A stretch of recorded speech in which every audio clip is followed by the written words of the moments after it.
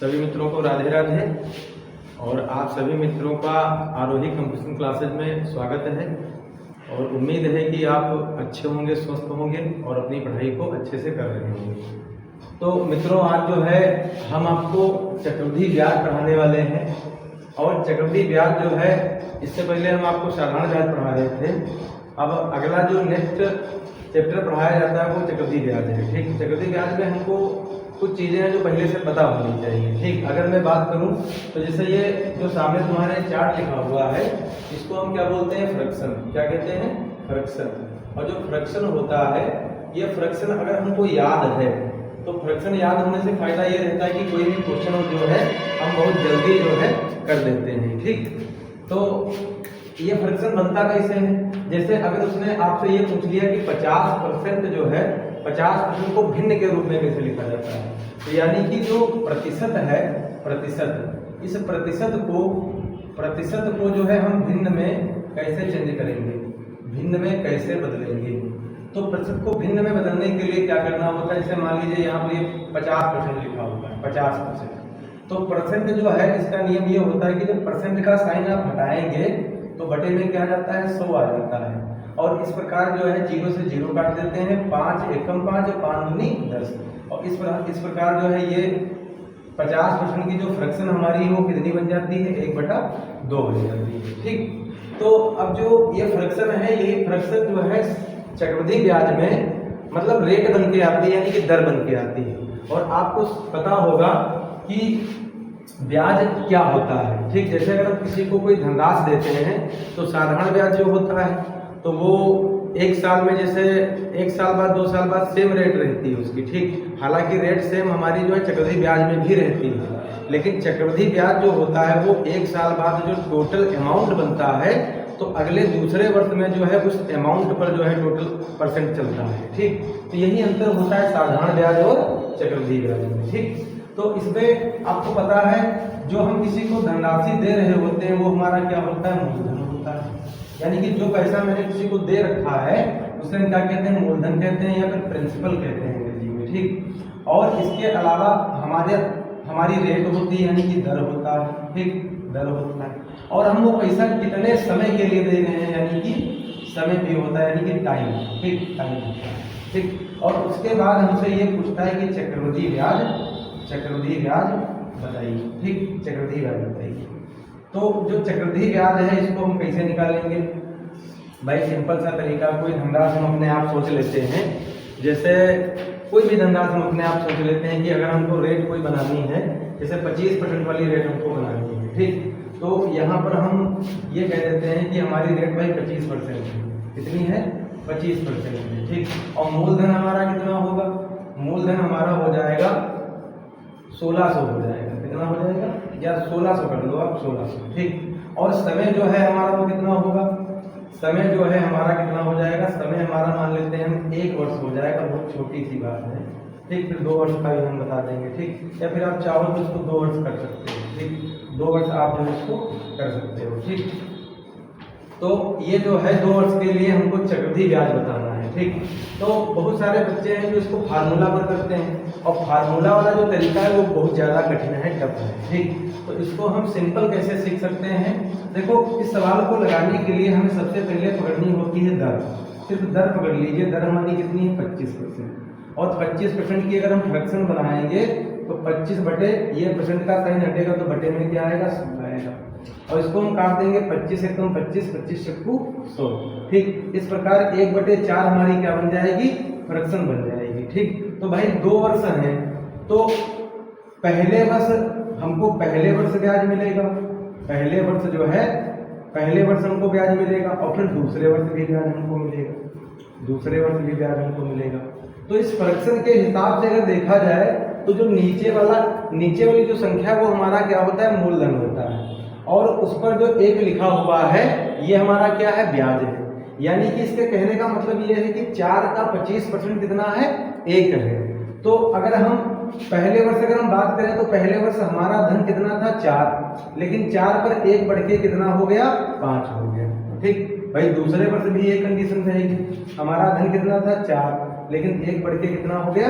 5 हो गया। ठीक, अब टोटल हम 2 साल बाद देखते हैं, तो इसको ऐसे लिख लेना है। उसके बाद में क्या करना है, नीचे ऊपर इसकी गुणा करा देनी होती है। 4 चक्कू 16, पचम 25। अब देखो ये जो इधर चल रहा है, जो ये वाली लाइन चल रही है, इसे हम क्या बोलते हैं, इसे बोलते हैं मूलधन। क्या कहते हैं, मूलधन। और इसको हम क्या बोलते हैं, इसको हम बोलते हैं मिश्र धन। और आपको पता है मिश्र धन यानी कि अमाउंट, ब्याज और मूलधन दोनों का जोड़ जो होता है वो क्या कहलाता है, मिश्र धन कहलाता है। और मूलधन और मिश्र धन का जो अंतर होगा, यानी कि इसके बीच का जो डिफरेंस होगा, उसे हम क्या कहेंगे, चक्रवृद्धि ब्याज कहेंगे, चक्रवृद्धि ब्याज। तो 16 और 25 में अंतर कितने का है भाई, 9 का है। अब ये जो फ्रैक्शन वाला रेशियो है, ये क्या कहता है कि 16 रुपया मैंने किसी को दिया था, उसके बाद उसने मुझे 25 रुपया लौटाया है, यानी कि ब्याज के रूप में मुझे कितने रुपए मिले हैं, 9 रुपए मिले हैं। ठीक, लेकिन सवाल क्या कहता है कि भाई मूलधन हमारा 16 नहीं है, कितना है, 1600 है। कितना है, 1600 है। तो हमारा मूलधन 16 ना होकर के कितना है, 1600 है। तो आप इस वाली वैल्यू से इस वाली वैल्यू को जो है काटते हैं, भाग देते हैं। तो अगर हम भाग देंगे तो 16 एकम 16 को ये 2 जीरो नोट कर लेंगे, यानी कि जो मूलधन है इस फ्रैक्शन वाले मूलधन का करता है 100 गुना है। तो उसी प्रकार हमारा चक्रवृद्धि ब्याज जो है ये 9 गुना हो करके इसका 100 गुना हो जाएगा, यानी कि कितना हो जाएगा, 900 रुपया हो जाएगा। कितना हो जाएगा, 900 रुपये हो जाएगा। अच्छा, ये मेथड तो थोड़ा सा लंबा है, लेकिन इस मेथड में आप हर चीज निकाल सकते हैं।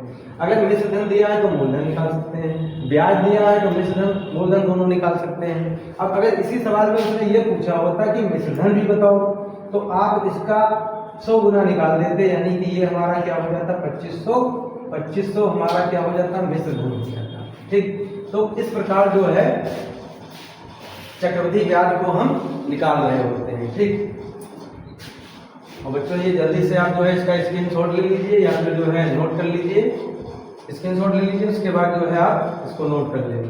ठीक, हम अगला सवाल बताते हैं आपको।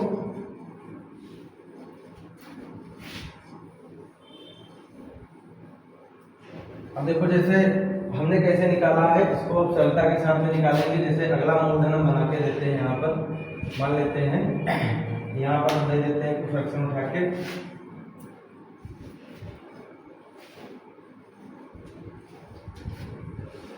या 21,600 रुपया हमारा मूलधन। ठीक, और हमारी रेट जो है वो कितनी, 16 सही 2/3% फ्रैक्शन हमारी है। ठीक, और समय जो है, समय कितना है, समय हम मान लेते हैं 3 वर्ष, समय 3 वर्ष मान लेते हैं भाई। उसमें हमने 2 वर्ष का बताया, यहाँ पर 3 वर्ष का निकाल लेते हैं, और फिर चक्रवृद्धि ब्याज देखते हैं कि कितना निकलेगा। ठीक, तो इस चक्रवृद्धि ब्याज को जो है कैसे निकालेंगे, सबसे पहले हमने बताया आपको क्या पकड़ना पड़ेगा, दर। क्या पकड़नी पड़ेगी, दर। दर कितनी है, 16 सही 2/3% है भाई। इसको आप सोल्व करना जानते होंगे, इसकी इससे मल्टीप्लाई होती है, 16 3 48, और जो ऊपर संख्या है वो जो है वो जुड़ जाती है। तो 16 3 48 2 50, यानी कि 50/3%। और जब परसेंट का साइन हटेगा तो बटे में क्या आएगा, 100 आएगा। 50 से काटेंगे, 50 एकम 50 और 50 दूनी 100। और इस प्रकार 3 की 2 से गुणा कर देंगे, ऊपर 1 था, नीचे कितना हो जाएगा, 3 दूनी 6, यानी कि इसकी फ्रैक्शन बन के क्या आ गई, 1/6 आ गई। तो अब वही कंडीशन होगी कि पहले वर्ष हमारा धन कैसे बढ़ा, दूसरे वर्ष हमारा धन कैसे बढ़ा, ठीक, और फिर तीसरे वर्ष हमारा धन कैसे, भाई तीसरे वर्ष का देख लेते हैं। तो पहले वर्ष में धन कैसे बढ़ रहा है भाई, 6 रुपया था हमारे पास, और 1 बढ़ के कितना हो गया, 7 हो गया। फिर हमारे पास 6 रुपया था और 1 बढ़ के कितना हो गया, 7 हो गया। तीसरे वर्ष में भी इसी स्पीड से ब्याज बढ़ा, 6 रुपया था और कितना हो गया, 7 हो गया। अब हमने आपको बता रखा जैसे कि ये मूलधन होता है, ये मूलधन होता है, ये क्या होता है, मिश्र धन होता है। ठीक, और इन दोनों का जो डिफरेंट होगा उसे हम क्या कहेंगे, चक्रवृद्धि ब्याज कहेंगे, चक्रवृद्धि ब्याज। ठीक, अब इसको गुणा कर लेते हैं नीचे ऊपर। तो आपको पता है 6 छाक 36 छक्का 216, यानी कि टोटल कितना निकल के आ जाएगा, 216 निकल के आ जाएगा। 7 सते 49 सते 343।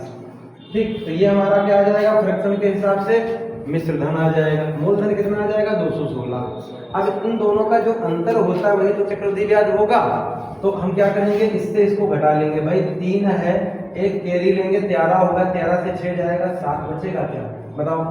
फिर यहाँ पर 3 बचा, 3 से 1 जाएगा तो 2 बचेगा, और फिर 3 से ये 2 घटाएंगे तो 1 बचेगा, यानी कि 127 जो है हमारा चक्रवृद्धि ब्याज होगा।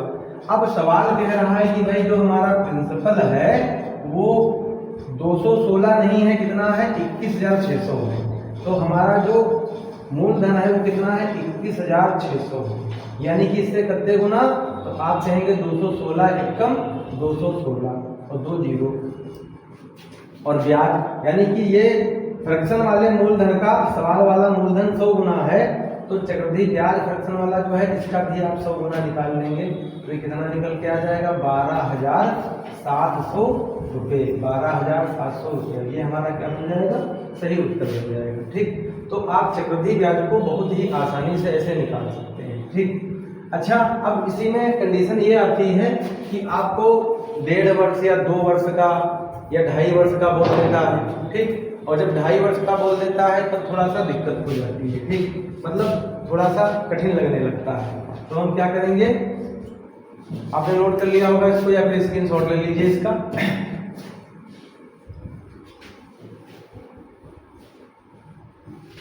तो अगले वीडियो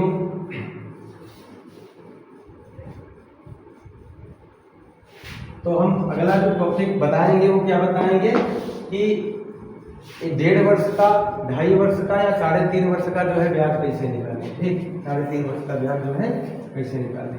तो हम यहाँ पर जो है ये कर देते हैं कि हम रेट रख लेते हैं 50%।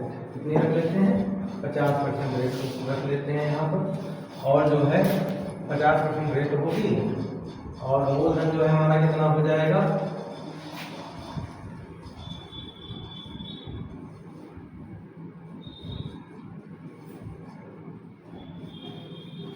800 रुपये। कितना हो जाएगा 8,000 रुपये, 8,000। ठीक, और समय हमारा कितना हो जाएगा 1.5 वर्ष, यानी कि 1 सही 1/2। भाई आप 1.5 वर्ष का कैसे निकालेंगे। ठीक, वही पैटर्न रहेगा। आप रेट को जो है रेट यानी कि दर को जो है आप दर से सवाल को लगाएंगे। 50% की फ्रैक्शन क्या होती है 50/100, यानी कि 0 से 0 काटेंगे, 5 एकम 5, 5 दूनी 10, यानी कि 1/2 होती है फ्रैक्शन। कितनी होती है 1/2।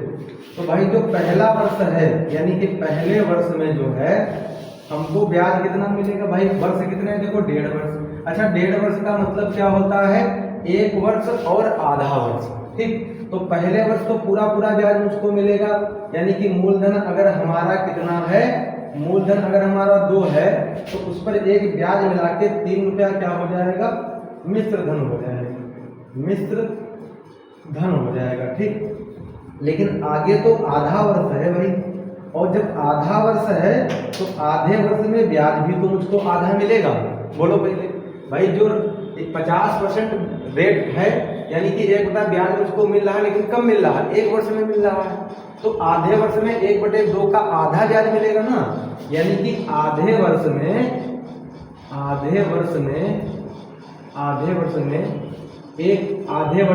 आधा ब्याज मिलेगा, आधा ब्याज मिलेगा। ठीक, ब्याज मिलेगा।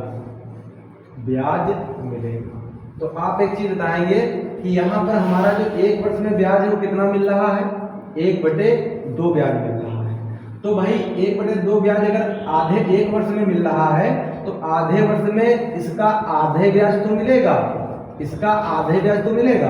तो आप एक चीज बताओ पहले, आधा का मतलब होता क्या है, तो 1/2 यानी कि 1 का आधा क्या करेंगे 1/2 ही तो करेंगे, तो आधे की जगह पे क्या करेंगे 1/2 का आधा यानी कि 1/2 ही कर लेंगे। और आपको पता है ये फ्रैक्शन कैसे कंप्लीट की जाती है, ऊपर की ऊपर होना और नीचे की नीचे होना, यानी कि 1/4। तो हमको इस आधे वर्ष में ब्याज क्या मिलेगा 1/4 ब्याज मिल रहा होगा। तो यानी कि 4 रुपए की धनराशि कितनी हो जाएगी 1/5 हो जाएगी। ठीक, अब इस तरह से हम देखेंगे 4 दूनी 8, 5 तियां 15। इस तरह से हमारा फ्रैक्शन वाला मूलधन 8 और मिश्र धन कितना 15 हो जाएगा। ठीक, अच्छा इन दोनों का अंतर क्या कहलाता है? चक्रवृद्धि ब्याज कहलाता है, चक्रवृद्धि ब्याज कहलाता है। तो भाई अंतर है कितना? 15 में से 8 जाएगा, 7 बचेगा, क्या 7 बचेगा यहाँ पर। ठीक, अब सवाल कह रहा है कि भाई फ्रैक्शन कह रहा है कि हमारा जो मूलधन है 8 है, लेकिन सवाल कह रहा है 8 नहीं कितना है, 8000। ठीक, तो यानी कि 8000 है तो इसका 8000 मूलधन कितने गुना हो जाएगा? तो आप कहेंगे 8 एकम 8 यानी कि 1000 गुना जो है मूलधन है। तो उसी प्रकार हमारा ब्याज भी 7 ना होकर के इससे 1000 गुना होगा, यानी कि 7000 ब्याज हमारा बन जाएगा। ठीक, 7000 ब्याज हमारा बन जाएगा। ठीक, तो आज के वीडियो में जो है बस इतना ही, और उम्मीद करते हैं कि जो मैंने पढ़ाया आपको अच्छे से समझ में आया होगा आपको। और आज जो है इसमें हमने साधारण ब्याज मतलब जो है चक्रवृद्धि ब्याज सिंपल सा निकालना बताया, और 1.5 वर्ष 2.5 वर्ष का कैसे निकालेंगे वो बता दिया। अब जो इसके बाद में नेक्स्ट वीडियो हमारा रहेगा तो उसमें जो है हम आपको बताएंगे कि 1 वर्ष 8 माह का ब्याज कैसे निकाला जाता है, 1 वर्ष 3 माह का ब्याज कैसे निकाला जाता है, या फिर 2 वर्ष 73 दिन का ब्याज कैसे निकाला जाता है। यानी कि दिन का और महीने का जो मिसलेनियस का सवाल आता है वो सब कुछ जो है नेक्स्ट वीडियो में हम बता रहे होंगे। तो सभी मित्रों से अनुरोध है कि ये हमारा नया चैनल है यूट्यूब पर, तो सभी मित्र जो है इस चैनल को सब्सक्राइब करें और लाइक कमेंट करें, ज़्यादा से ज़्यादा शेयर करें, और इस चैनल को जो है बढ़ाने में बहुत बड़ी जो है मदद करें सभी लोग। और ये चैनल आपके लिए बना है और हम इस चैनल के माध्यम से आपकी शिक्षा को और बेहतर बनाना चाहते हैं, तो सभी लोग इसको जो है सपोर्ट करें। धन्यवाद।